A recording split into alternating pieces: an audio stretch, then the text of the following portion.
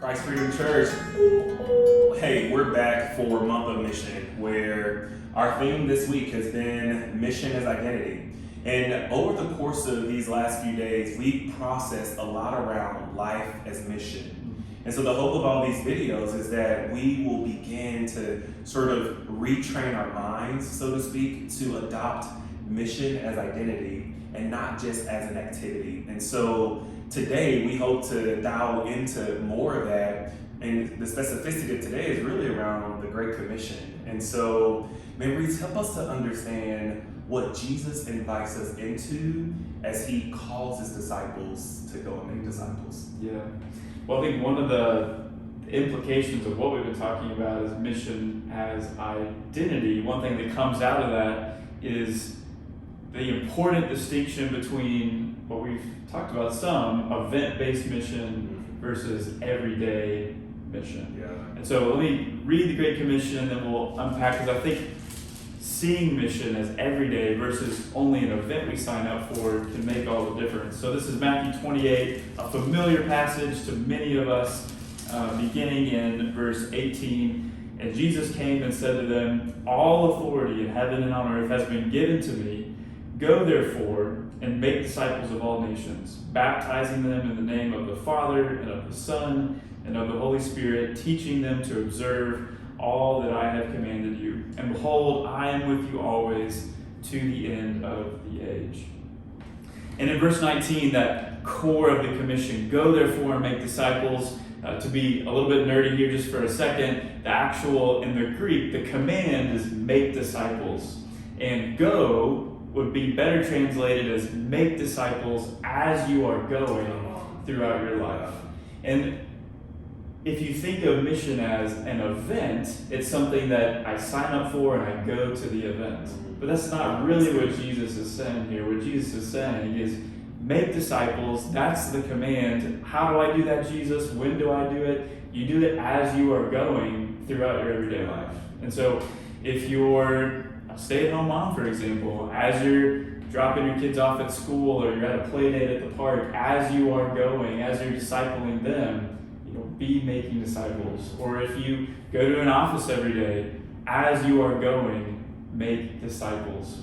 So it's not go to an event, it's as you are going, make disciples. And I think the reason why that's such an important distinction is that while event-based mission can be really good, going overseas on an international trip or signing up for an event that we might have as a church, event-based mission is not bad at all.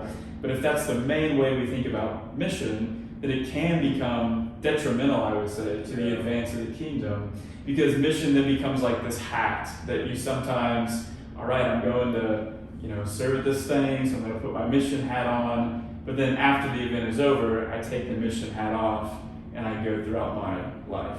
And that's the danger, I would say, of event-based mission versus what Jesus is really saying here. Again, as you are going, make disciples. It's not a hat we put on, it's who we are, like we've been talking about all week. Yeah. And so it's just another way of saying that mission is identity. It's something that always goes with us throughout our life. Yeah.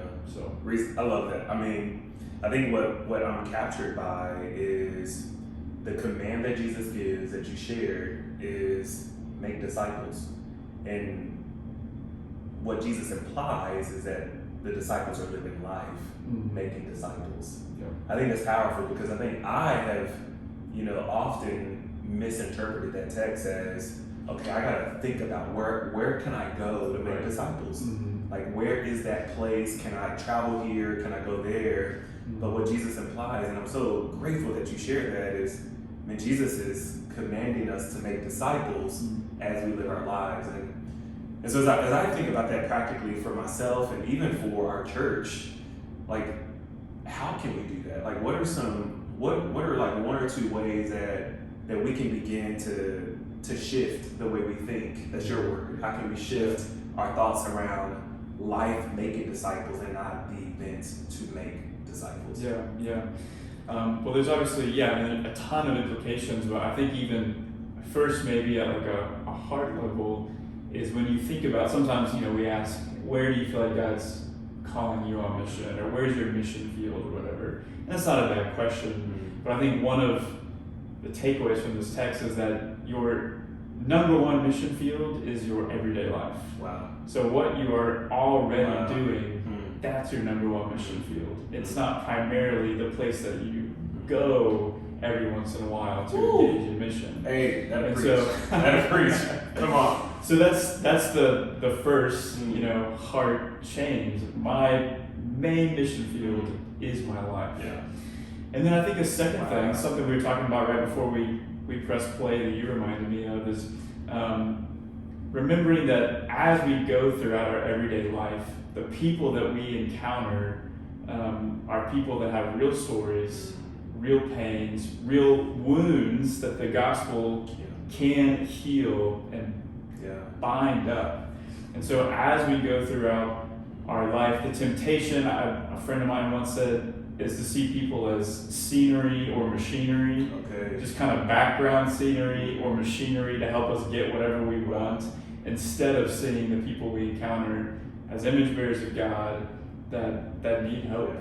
And so maybe just even exercise for today that's simple but helps humanize people is while you're at a coffee shop or in the workplace or dropping off your kids in the line, is just to take a few minutes, look at the people in front of you, and just think, like, these are the people that God has sent me to. And without Jesus, the hopelessness that these people might be encountering and the pain they might be encountering is huge. I think of after Jesus meets the woman at the well, his disciples come back and he tells them to look and see that the harvest is ripe. The fields are ripe for harvest. And those commands, look and see these people.